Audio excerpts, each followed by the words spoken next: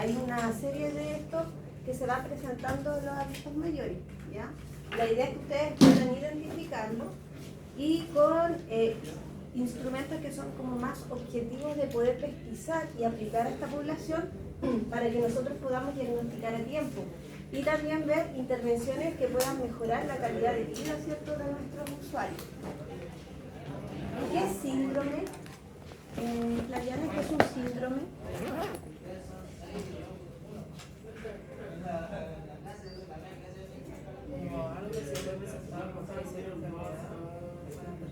Ya, pero ¿por qué se caracteriza un síndrome?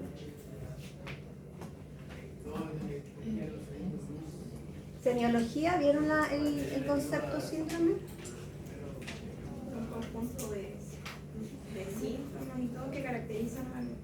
Ya, un conjunto de signos y de síntomas, ¿cierto? Que se van a manifestar, en este caso, ¿cierto?, en la población geriátrica. ¿Qué es un signo?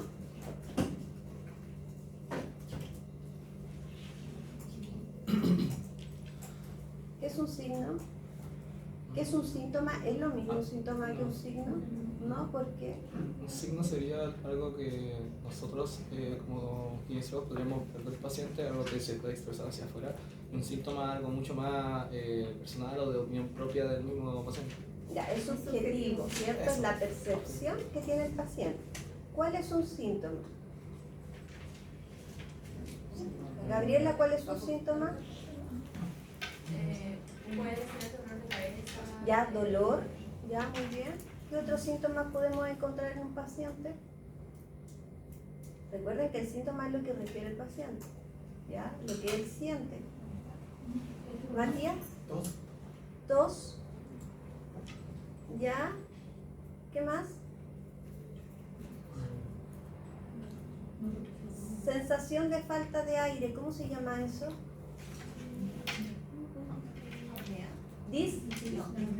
Disnea, ¿cierto? Que es la sensación subjetiva de falta de aire. Por lo tanto, eso es un síntoma, ¿cierto? Porque lo está refiriendo nuestro paciente. ¿Qué es un signo? Flaviana, ¿qué es un signo? Algo ya específico. Ya, algo más propio de un signo. Cuantificable. Es cuantificable, es objetivable. ¿Cómo vamos a objetivar? ¿La fiebre es un signo o un síntoma? Un signo. Un signo, porque lo podemos objetivar a través de ¿qué? Del termómetro. ¿Ya? Muy bien. ¿La cianosis es un signo o un síntoma?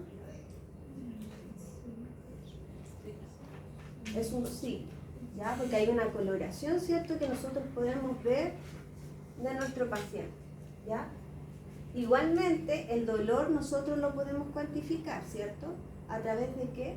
En la escala visual análoga, ¿cierto? Y ahí pasa a ser un signo porque ya lo estamos objetivando, ¿ya? Pero siempre cuando nuestro paciente llega a la consulta, llega con dolor. Eso es el principal, ¿cierto?, síntoma por el que el paciente va a llegar a nuestra consulta, ¿ya? Ya, van a estudiar semiología, ¿ya? Bueno, con datos estadísticos, ¿cierto?, actualizados, ya los datos que entregaron en los del censo del 2024, ¿cierto?, indica que el 14% de la población está, ¿cierto?, entre los 65 años o más, ya un 14%. Este dato aumentó considerablemente porque en el 92, cuando se hizo el censo, ¿cierto?, la población mayor era de un 6,6%, por lo tanto, ¿cierto?, ha aumentado bastante, ¿ya? ¿Cuáles son las regiones, cierto, que se encuentran con un mayor índice de envejecimiento? La región de Valparaíso, como lo indica acá. ¿Cuáles son los factores que creen ustedes que hace que toda la población mayor se concentre en Valparaíso?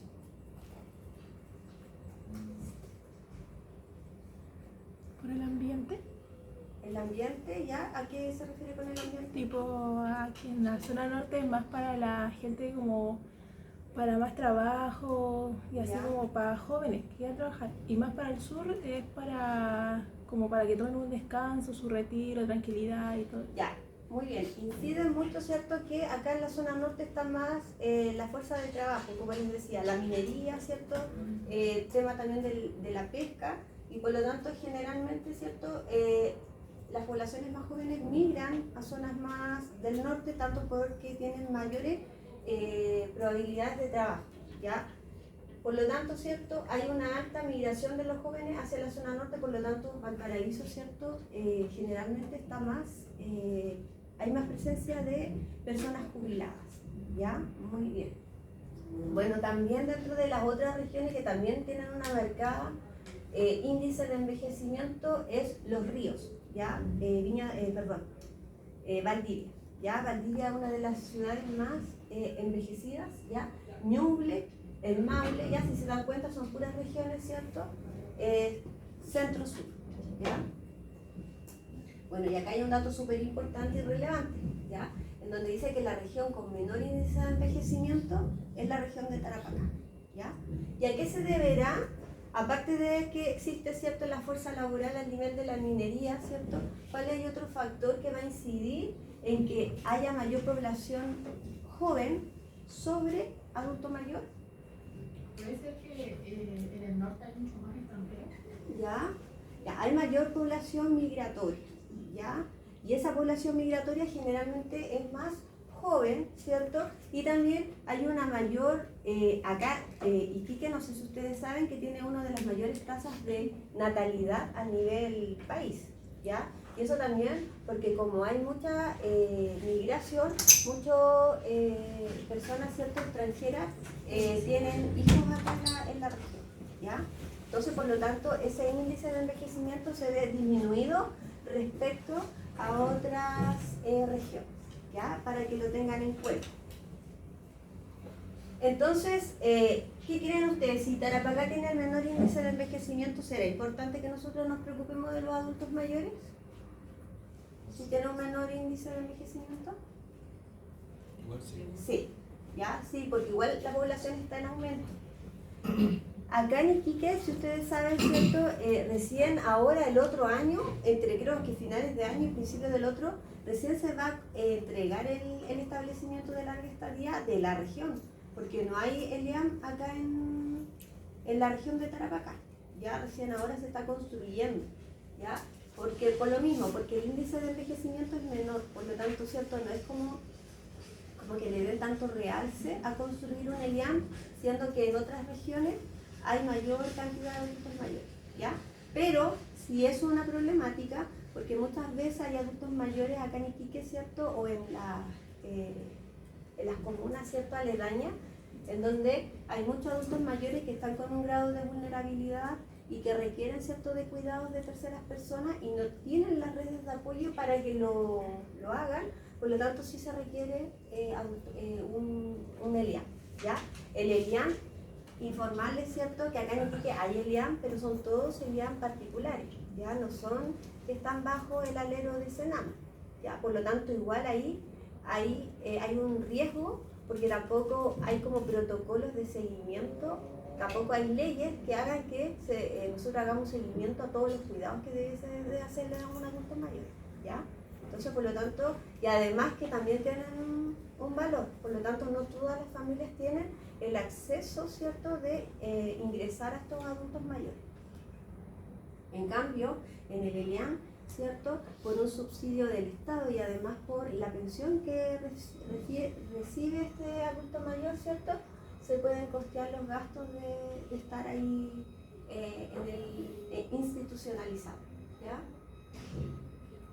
Geriatría, ya este ya es un concepto, ¿cierto?, que está más asociado a nuestra disciplina. El semestre pasado nosotros vimos que era la gerontología, ¿cierto? ¿Se recuerdan lo que era la gerontología? ¿El concepto? ¿Era lo mismo gerontología que geriatría? Son conceptos diferentes, ¿cierto? La gerontología es como lo macro, ¿cierto? El estudio del envejecimiento. ¿Hay alguien afuera? ¿No?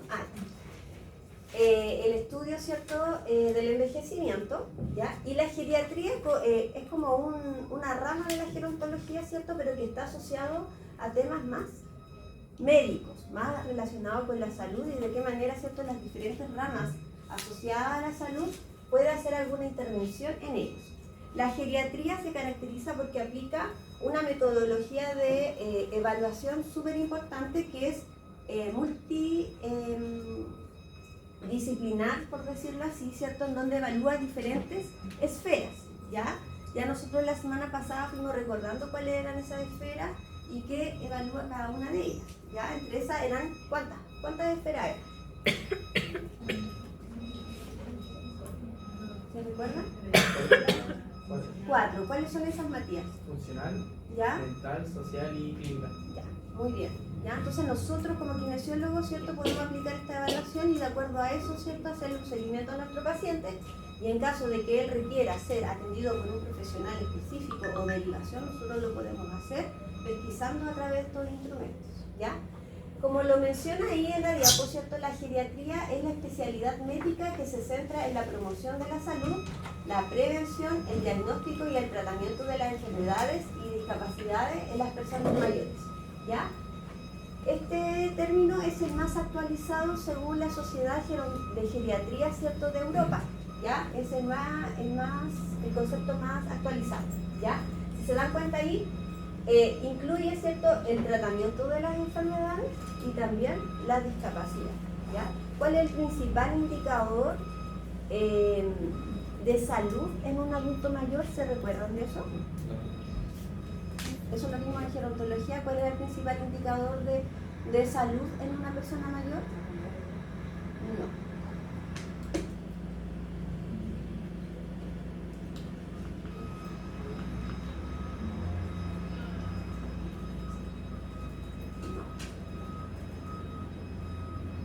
¿Se recuerdan? Indicador de salud. ¿Cómo van a incidir? ¿Qué pasa si un adulto mayor deja de realizar sus actividades básicas de la vida diaria? ¿En qué va a incidir eso? ¿Qué se ve afectado si las actividades básicas de la vida diaria comienzan a tener un declive? Ya. Ese es el principal indicador de salud en un adulto mayor, la funcionalidad, ¿ya? ¿Qué tan funcional es nuestro paciente para poder llevar a cabo sus actividades tanto instrumentales y básicas de la vida diaria? ¿Ya? Por eso que cuando nosotros aplicamos los instrumentos, por ser la semana pasada ya aplicamos el SPPD, nosotros tenemos que verlo, ¿cierto?, desde lo más funcional que puede ser nuestro paciente. Muchos me preguntaban, profe, para hacer el test de marcha, ¿el paciente puede usar ayuda técnica? Sí, ya, para eso usted sí tiene que usar ayuda técnica porque es funcional con eso. ¿Ya? Él no va a poder caminar a lo mejor si no tiene su bastón, ¿ya? Entonces siempre tenemos que valorar desde la funcionalidad.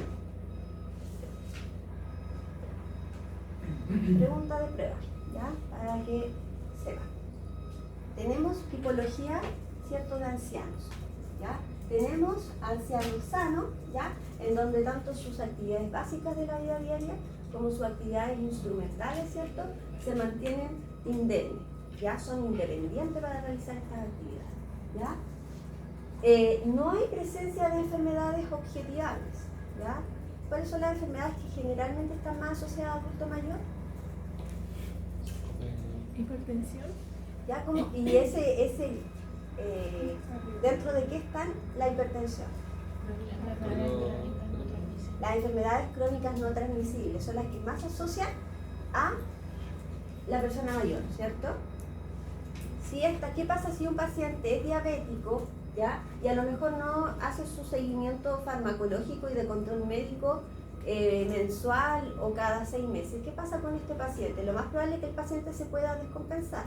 A lo mejor su dieta no va a ser la más favorable para él. A lo mejor después va a requerir, no sé, una amputación, ¿ya? Y todo eso, ¿cierto? Ya, desde la amputación, ¿cierto?, el paciente ya va a poder caminar, va a poder cocinar, va a poder ir al servicio de urgencia de manera independiente. Entonces, desde esa manera, ¿cierto?, comienza a fusionarse diferentes alteraciones que hacen que el paciente se vea alterado, ¿cierto?, sus actividades instrumentales o sus actividades básicas de la vida diaria, ¿ya? Y probabilidad de desarrollar un síndrome geriátrico, el anciano sano, es muy baja probabilidad, ¿ya? Después tenemos el anciano frágil, ¿ya? Edad avanzada y alguna enfermedad u otra condición que se mantiene compensada, ¿ya? Es ya acá, ¿cierto? Sus actividades instrumentales se ven alteradas, ya hay una dependencia. Y aún es independiente para desarrollar sus actividades básicas de la vida diaria, ¿ya? Dentro de las actividades básicas de la vida diaria ya sabemos cuáles son, ¿cierto? Que es bañar, vestirse, ¿cierto? Ponerse el calcetín, ¿ya? Peinarse, etc. Poder comer, cortar la carne. ¿Se acuerdan que el Bartel a nosotros nos pregunta si que el paciente puede comer por sí solo, es capaz de cortar el pan, es capaz de cortar la carne, ¿ya? Y hay una alta probabilidad, a lo mejor si este paciente se nos descompensa, hay una alta probabilidad de que este paciente, ¿cierto?, pueda estar propenso a tener un síndrome geriátrico. Recordar también que los síndromes geriátricos, ¿cierto?, es un acúmulo de enfermedades, ¿cierto?, que se suscitan en un adulto mayor. Después tenemos el paciente geriátrico, ¿ya? Y el paciente geriátrico ya es cuando el paciente ya está con una edad avanzada y alguna enfermedad crónica, ¿ya?, presente en él. Y además, generalmente este paciente tiene alteraciones cognitivas, ¿ya? O también algún problema social, que no tiene redes de apoyo, ¿ya? Actividades instrumentales de la vida diaria es dependiente y también sus actividades básicas de la vida diaria. Por lo tanto, ¿este paciente será un paciente de riesgo para nosotros? Claro que sí, ¿ya? Y la probabilidad de desarrollar un síndrome geriátrico es muy alta. ¿Dudas, consultas con esto? ¿Quedó claro este cuadro? Es importante, ¿cierto? Porque después, primero tenemos que ver, visualizar a nuestro paciente o encasillarlo en qué, a cuál corresponde.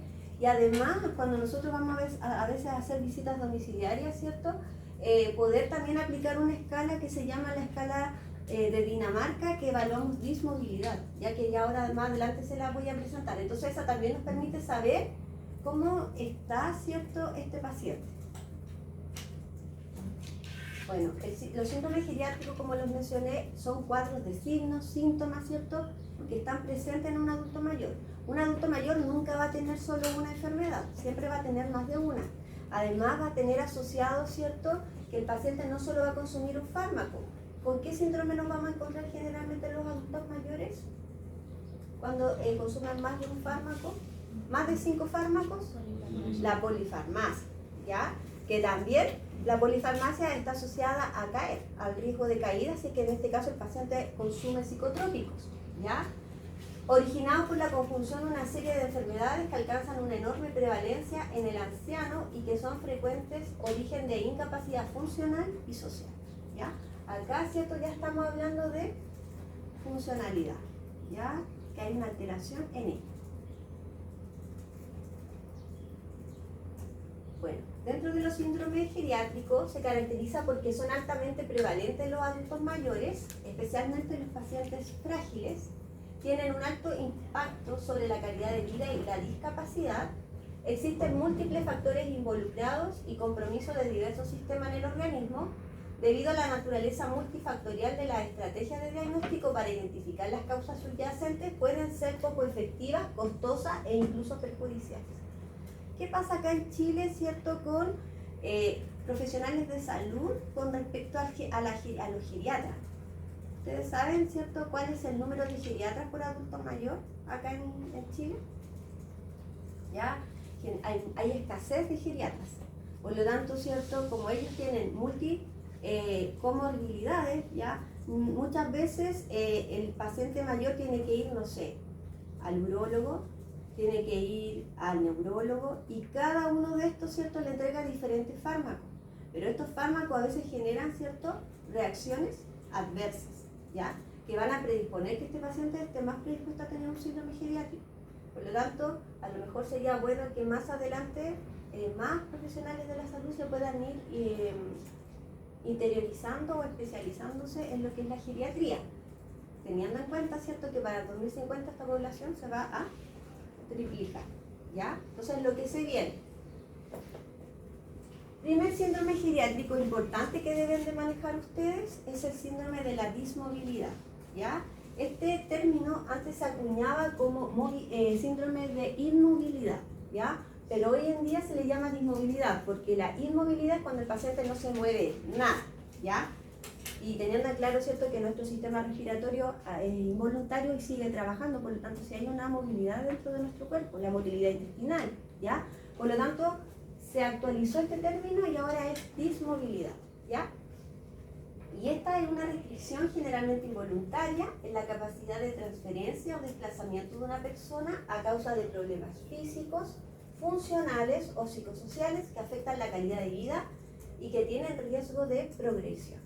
¿Qué pasa cuando un adulto mayor está en dependencia severa, ¿cierto? Permanece en decúbito supino todo el día. ¿Qué pasa con ese paciente?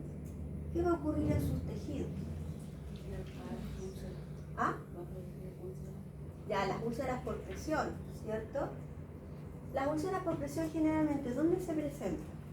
¿Se recuerdan que el semestre pasado nosotros revisamos? Ya, ¿cómo se llama la última parte de la columna? Parte lumbar. ¿Ah? Parte lumbar. Ya, pero a nivel óseo, ¿dónde específicamente se van a presentar estas úlceras por presión? ¿En qué segmentos? Primero que nada, en los reparos óseos, ¿cierto? Donde genera la presión, ¿ya? En el sacro, ¿ya? A nivel, ¿cierto?, de las escápulas, ¿ya? A nivel de los codos, ¿cierto? Todas las regiones, ¿cierto?, que tengan presión ósea, ¿cierto?, me va a generar una úlcera. También vimos una escala, ¿cierto?, que, ¿se acuerdan de la escala que evaluaba úlceras por presión? La escala de Norton, ¿cierto? Y esta nos iba identificando diferentes grados. Estaba el grado 1, ¿cierto?, en donde había un eritema solamente de la zona. Por eso que es tan importante también los cuidados que nosotros le podamos decir al cuidador que haga con su paciente, en este caso familiar, si es un cuidador informal, ¿ya? Que lo hidrate bien, que le eche crema, ¿cierto?, que lubrique bien la piel, cambios de posición, como lo menciona Diana. Esos cambios de posición, ¿cada cuánto tiempo se desarrollan?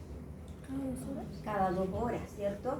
Posicionando generalmente en los reparos óseos o en los puntos, ¿cierto?, donde hace el soporte en el colchón, colocar almohadones, ¿cierto?, que le contengan ahí la superficie. Y también existe una ayuda técnica importante generalmente cuando hay úlceras por presión. ¿Se recuerdan de esa ayuda técnica? Que nosotros tenemos que, generalmente el kinesiólogo, el kine lo entrega, ¿cierto?, en el CISFAM a los adultos mayores. ¿Ah? Más fuerte, no lo escuché. ¿Se recuerdan? Ya, el colchón anti-escala, ¿ya? Y en el caso que el paciente pase mucho tiempo en la silla de ruedas, ¿cierto?, ayudarlo a la transferencia, ¿cierto?, a lo mejor pasarlo de un lugar a otro haciendo la transferencia, y además tener este cojín también anti-escala, que también es una ayuda técnica y que está dentro de la canasta GES, para que lo sepan.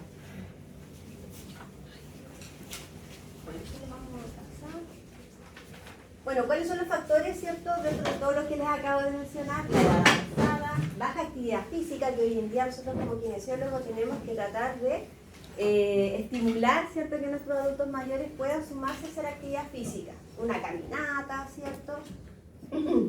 Obesidad, la diabetes, como les mencioné anteriormente, la artrosis de cadera y rodilla, ¿cierto?, que son altamente incapacitantes para nuestras personas mayores, sobre todo en la mañana, porque se caracteriza porque presenta mayor. ¿Qué pasa a nivel de la articulación en la mañana con una artrosis de cadera? ¿Me levanto así súper rápido a hacer mis cosas? No. ¿Por qué se caracteriza la artrosis? Porque hay una rigidez marcada, ¿ya? Por lo tanto, al paciente le cuesta comenzar la mañana, ¿ya? Bueno, la depresión, el deterioro cognitivo, el consumo de alcohol, el tabaco y la hospitalización reciente. ¿Profe, con hospitalización se refiere a simplemente de que el paciente esté hospitalizado o algo así como post, generalmente la gente ya está como en constante cirugía, cosas así? Exacto. Recordar, ¿cierto?, que los síndromes geriátricos son como una cascada de eventos, siempre se suma una cosa más, una cosa más, una cosa más, que hace que el paciente, ¿cierto?, empieza a empeorar, ¿cierto?, a tener alteración en la funcionalidad, ¿ya? Bueno, el diagnóstico de la dismovilidad, ¿cierto?, se complementa con un método diagnóstico triaxial, ¿ya?, El primer eje corresponde a la forma de instalación según la dismovilidad, que puede ser aguda o larvada, ¿ya? Que no se se va presentando progresivamente en el adulto mayor, ¿ya? La dismovilidad larvada, ¿cierto? Se instala de forma lenta, solapada, ¿ya? Por ejemplo, la osteoporosis, síndromes metabólicos, el trastorno esfinteriano, el tabaquismo, el EPOC, ¿ya? ¿Por qué el EPOC? ¿Por qué creen ustedes que esta se va instalando solapadamente? ¿Es gradual? ¿Es gradual? ¿Por qué es gradual? Así es, Ya, pero ¿por qué es gradual? ¿Qué pasa? ¿Qué pasa primero con este paciente? ¿Conocen la enfermedad? ¿EPOC? ¿Sí? Ya. ¿Cómo se instaura? ¿El paciente comienza al tiro con falta de oxígeno? No. Primero empieza, ¿cierto?, con secreciones, ¿cierto?, sobre todo en la mañana, le cuesta respirar, ¿ya? Pero ya de a poquito se va aumentando, ¿cierto? Y el paciente necesita a lo mejor de oxígeno, ¿cierto?, de oxigenoterapia para poder realizar sus actividades. Al principio a lo mejor puede hacer sus actividades básicas de la vida diaria, salir a comprar, ¿cierto? Pero ya después, no, se cansa, genera mucha disnea, ¿ya? Entonces se va instaurando progresivamente, ¿ya? Las demencias, ya las demencias igual se van instaurando de a poquito, ¿cierto? Las personas van teniendo alteraciones en sus dominios cognitivos, ¿ya? Bueno, el alcoholismo, el hipotiroidismo, ¿ya? Y múltiples patologías crónicas. Evolución, alta variabilidad en el tiempo, evolución inespecífica a largo plazo, ¿ya? El diagnóstico, el paciente convive con la patología durante mucho tiempo antes de realizarse una hipótesis diagnóstica, ¿ya? Bueno, y tenemos también la dismovilidad aguda, ¿cierto?, que es abrupta. Por ejemplo, las caídas, ¿ya? ¿Qué pasa cuando una persona se cae? Si es un paciente, ¿cierto?, que está frágil, ¿qué va a ocurrir con él? Fracturas. ¿Ah? Fracturas. Fracturas, lo más probable, ¿cierto? ¿Cuáles son las fracturas más frecuentes en los adultos mayores?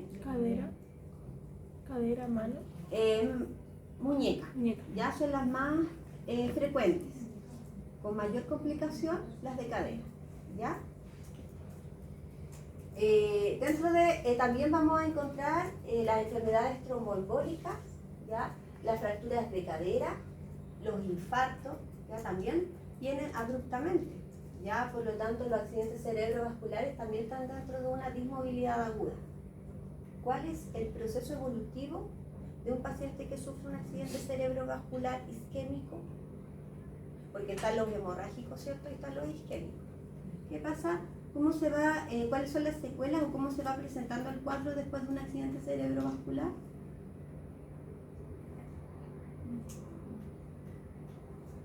¿Hay una espasticidad así al momento? ¿O eso se va instaurando de a poquito? De a poco, ¿cierto? Pero primero, ¿cuál es el patrón que hay antes de la espasticidad? Hay una hipotonía. ¿Ya? El paciente, ¿cierto?, es como un paciente, ¿cierto?, que no se cae, ¿ya? Ustedes lo van a tomar y cuesta mucho, ¿ya? Por lo tanto, ¿cierto?, esto se va instaurando de a poco, ¿ya? Evolución, fallo hemostático agudo por patología crónica, bastante específica y evidente, y evolución típica en corto tiempo, ¿ya? Hay una respuesta variable hacia el tratamiento agudo, hay una alta probabilidad de secuelas, ¿ya? ¿Qué patología nos deja secuelas? Accidente cerebrovascular. Exacto, ¿ya? ¿Y qué secuelas nos deja específicamente? Como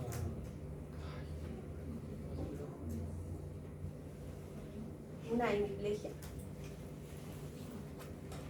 ¿Nos dejará una hemiplegia un accidente cerebrovascular? Sí. Sí, ¿ya? Y de hecho de eso nos tenemos que hacer cargo nosotros como terapeutas, de la hemiplegia, ¿ya? Ya, vamos a avanzar.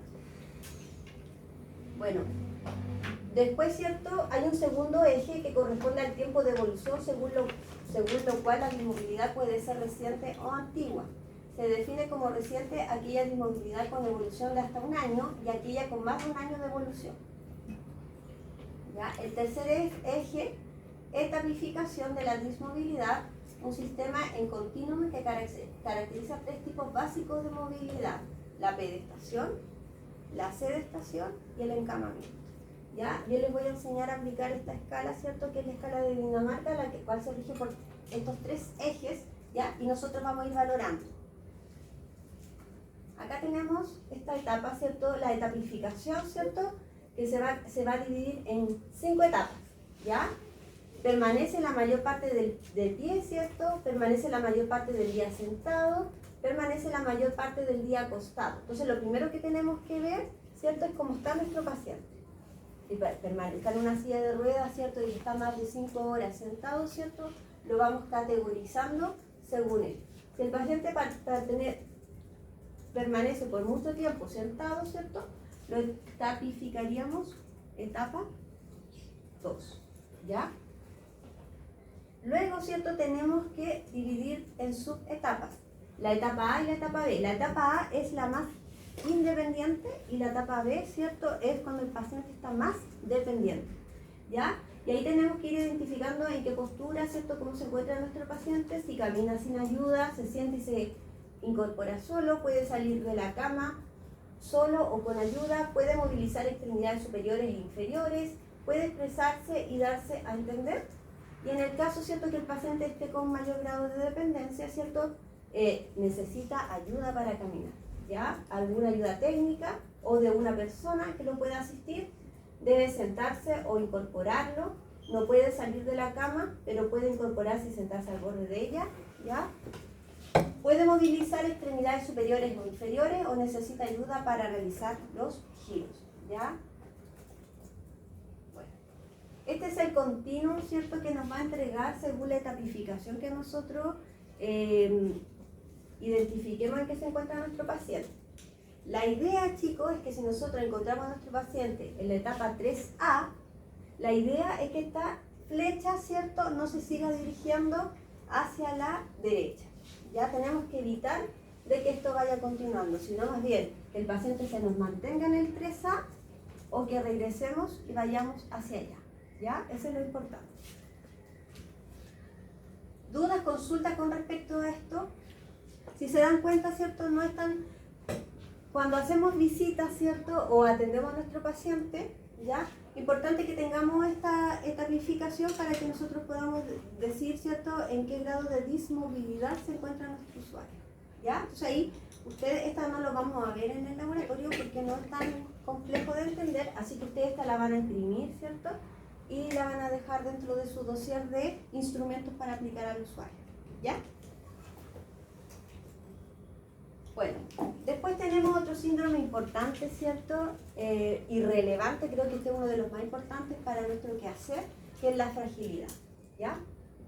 Y este es un estado, ¿cierto?, en donde la reserva fisiológica reducida más allá de lo que se esperaría con el envejecimiento normal. Se caracteriza por una disminución de la resistencia y de la reserva fisiológica del adulto mayor, a consecuencia del acumulativo desgaste de los sistemas fisiológicos, causando mayor riesgo de sufrir efectos adversos para la salud, como las caídas, la discapacidad, la hospitalización y la institucionalización que me puede llevar a la muerte, ¿ya? ¿Qué ocurre acá? Entonces hay una alteración fisiológica, ¿cierto?, en donde se ve un decremento del sistema endocrino, ¿ya? Hay una disminución de los andrógenos, ¿ya? También, ¿cierto?, hay un aumento de la inflamación, ¿ya? Además, va a ocurrir, ¿cierto?, una alteración a nivel musculoesquelético, ¿ya? Que a partir de qué edad nosotros ya empezamos a perder masa muscular? A partir de los 65 años. ¿A qué edad nosotros ya comenzamos a ver que existe una pérdida de masa, ¿cierto?, y de fuerza muscular? ¿A qué edad específica? A los 30. Ya, entre los 30 y los 40 años ya comienza a haber un decremento, ¿cierto?, de las fibras musculares. Específicamente, ¿de qué fibras musculares? Rápidas. Rápidas. Las rápidas. Ya, tipo 2. ¿Ya? Muy bien. Bueno, también hay presencia de anemia, alteración a la tolerancia de la glucosa y alteración de la coagulación. Y esto, ¿cierto?, se va a sumar a la fragilidad que va a haber una disabilidad, caídas, muerte y resultados adversos, ¿ya? La sarcopenia, además de que existe, ¿cierto?, una alteración de las fibras musculares, también hay un decremento de la vitamina D, ¿ya? Por eso que es tan importante que nosotros, dentro de los consejos que podamos entregar de educación hacia el adulto mayor, es que consuma o que se vaya al sol, ¿cierto?, unos 15 minutitos, ¿cierto?, diariamente, considerando que acá en la zona norte nosotros tenemos sol casi todos los días, a diferencia, ¿cierto?, de la zona sur. Hay criterios, ¿cierto?, que también lo revisamos el semestre pasado, que son los criterios para poder ver si nuestro paciente está con algún grado, ¿cierto?, de fragilidad, ¿ya? Que son los criterios de Friedl, ¿ya? Pérdida de peso involuntaria, ¿ya?, más por año, ¿ya?, de 4,5 kilogramos, sentimiento de agotamiento, debilidad, ¿ya?, medida por fuerza de prensión. ¿Cómo podemos hacer esta medida nosotros? ¿Lo podemos hacer nosotros como kinesiólogos? ¿La prensión manual? ¿A través de qué? ¿Cómo podemos ver la prensión? ¿O hay otro profesional que se encargue de eso? Nosotros, ¿ya? A través de la dinamometría, ¿ya? A través de la dinamometría nosotros podemos ver, ¿cierto?, la fuerza muscular de nuestro paciente, la fuerza de tensión, ¿ya? Dentro de el time up and go, ¿cierto?, el test de 4 metros, nosotros valoramos velocidad de marcha, ¿ya? Recordar, ¿cierto?, que la velocidad de marcha, a medida que uno va envejeciendo, va disminuyendo, ¿ya? Baja el nivel de actividad física, ¿ya? ¿Qué pasa con la actividad física? ¿Por qué es tan importante que nosotros podamos estimular a nuestros adultos mayores o a incentivar a que realicen actividad física? ¿Por qué es tan importante? ¿Tenemos que incentivar la actividad física en adultos mayores o tiene que ser desde antes? Considerando que, como dijo la compañera, ya a partir de los 30 años empezamos a perder fuerza muscular. O sea, si es posible desde antes. Desde antes, ¿ya? Tratar de ser preventivos en vez de reactivos, ¿ya? ¿Dudas, consultas hasta ahí, chicos? Bueno, otro cambio importante, ¿cierto?, a nivel del sistema musculoesquelético que está asociado a fragilidad, ¿ya?, es la sarcopenia, como ya lo mencioné anteriormente, y la osteopenia, ¿ya?, que me va a dar la fragilidad, ¿ya? Si estos dos componentes están presentes en nuestro adulto mayor, ¿cierto?, el paciente está con riesgo de fragilidad, ¿ya? Bueno, como lo mencioné, ¿cierto?, es una pérdida gradual, la sarcopenia, de masa muscular, ¿ya?, y pérdida de la función muscular. ¿Cuáles son los factores intrínsecos que la provocan? Reducción de las fibras musculares rápidas, daño del ADN mitocondrial. Hay una disfunción a nivel de la mitocondria, ¿ya? Y pérdida de unidades motoras alfa en la médula espinal. Dentro de los factores extrínsecos, disminución de los estimulantes anabólicos, aumento de estimulantes catabólicos musculares que van a generar la dismovilidad y la baja actividad física, y aumento de los factores inflamatorios, ¿ya? Nosotros tenemos la osteopenia, ¿ya? La osteopenia está antes que la osteoporosis, ¿ya? Es la disminución, como lo mencioné ahí, de la masa ósea en un rango entre menos 1 a 2,5 desviación estándar de la densitometría ósea. La densitometría ósea es un examen imagenológico, ¿cierto?, en donde nosotros, generalmente el médico manda a tomar a los adultos mayores para ver si están con algún riesgo de osteoporosis, ¿ya? Pero si el nivel no está por sobre los 2,5, ¿cierto?, hay presencia de osteoporosis, ¿ya? Pero la idea, ¿cierto?, es que podamos pesquisar previamente la osteopenia, ¿ya? Y la osteopenia se caracteriza porque hay una disminución de los niveles de estrógenos, niveles bajos de la vitamina D y baja ingesta de calcio. Generalmente la que estamos más predispuestas a tener una osteoporosis, ya por un tema hormonal, somos las mujeres, ¿ya? Lamentablemente, ¿ya? Otro síndrome que también se asocia mucho, ya que está asociado a fragilidad, es el síndrome de caída. ¿Ya? Y nosotros, bueno, ustedes ya están más asociados harto con este tema porque ya hicieron talleres relacionados a esto.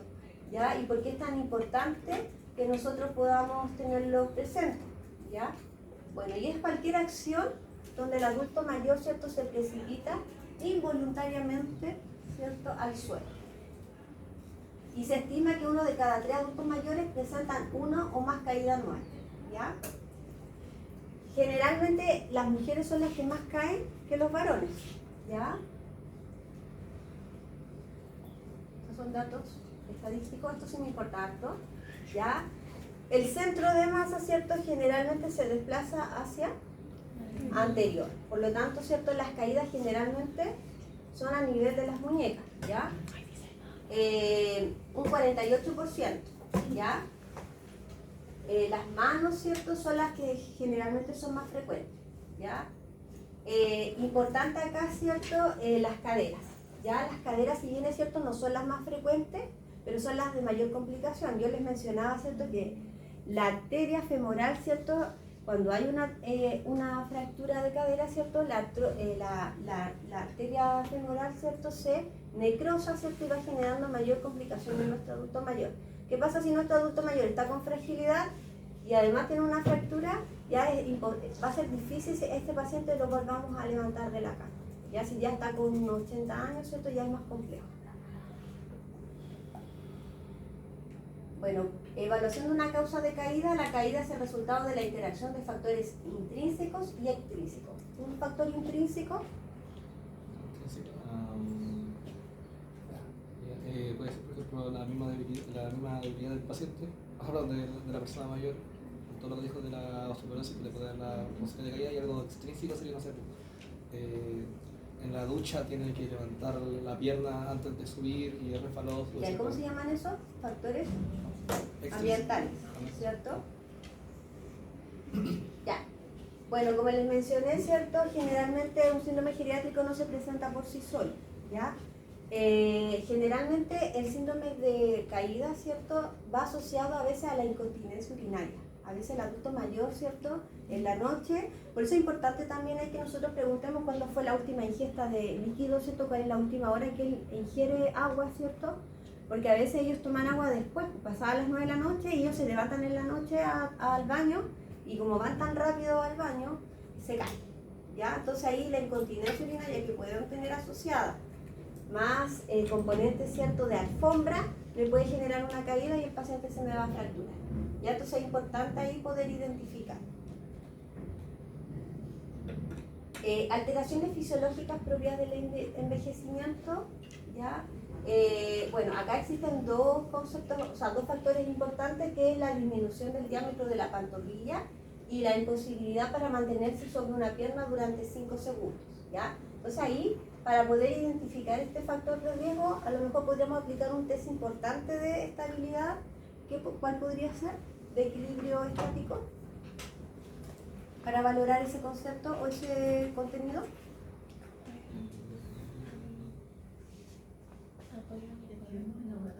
¿Ah? El que vimos en la Ya, pero ese para dinámico.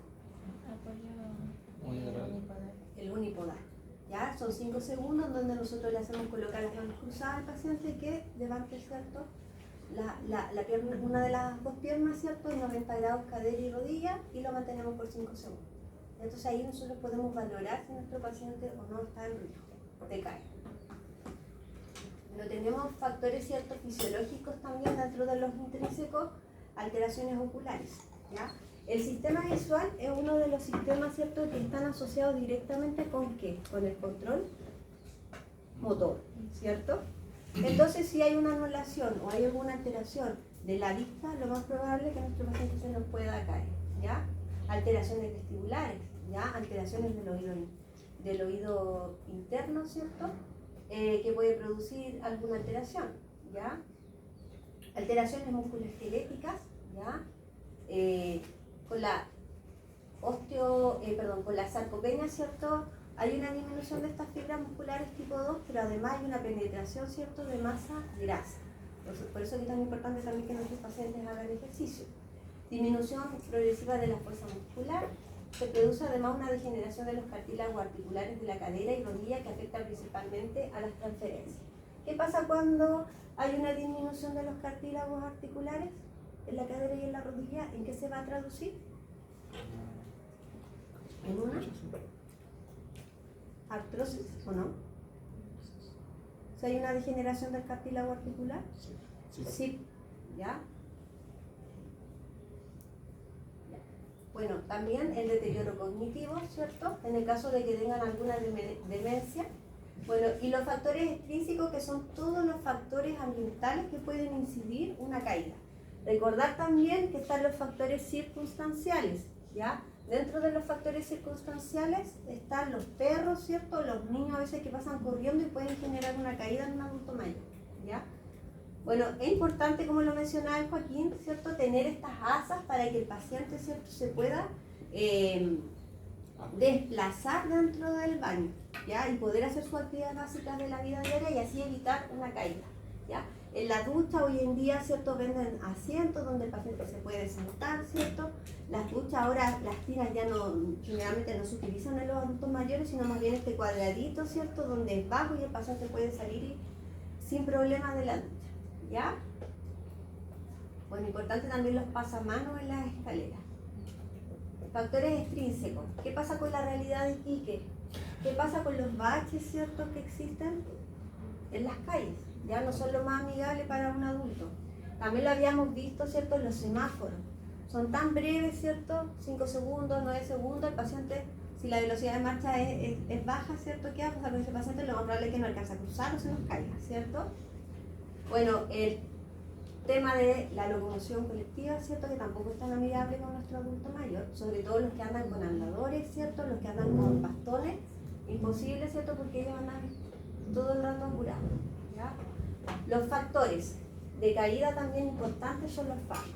Generalmente cuando estos interaccionan, ¿cierto?, entre todos los medicamentos que consumen, ya recuerden que tienen polifarmacia, estos van a interaccionar y pueden generar una caída, ¿ya?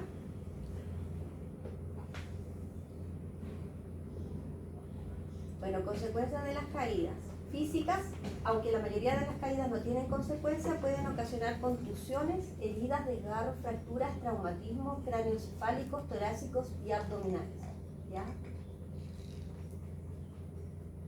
Bueno, la fractura de cadera es la principal causa de mortalidad relacionada con las caídas, ¿ya? Dicha mortalidad se debe a la comorbilidad y a las complicaciones derivadas de la inmovilidad.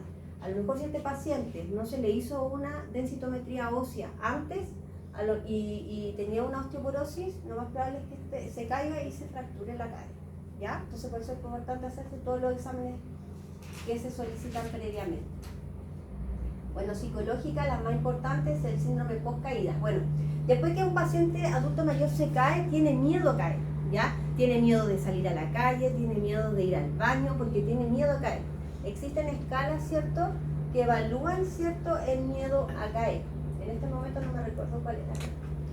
¿Ya? Esto supone una serie de cambios comportamientos que se traducen en una disminución de la actividad física habitual y social y que van a incidir, ¿cierto?, en su estado anímico. Bueno, la socioeconómica, ¿por qué será las socioeconómicas que van a impactar en un paciente que cae? El factor socioeconómico. Por la vivienda, ¿no? Por el tipo de vivienda en la que vive Ya. adulto mayor. ¿Ya? Puede ser, En la- puede ser, por ejemplo, que algún adulto mayor que tenga más ingresos pueda tener más garantía a obtener como estas ayudas en el baño que estábamos hablando antes, con bajos recursos. O No, también ¿cierto? a nivel extrínseco, las calles, generalmente de los barrios más con menos plata, a decirlo así.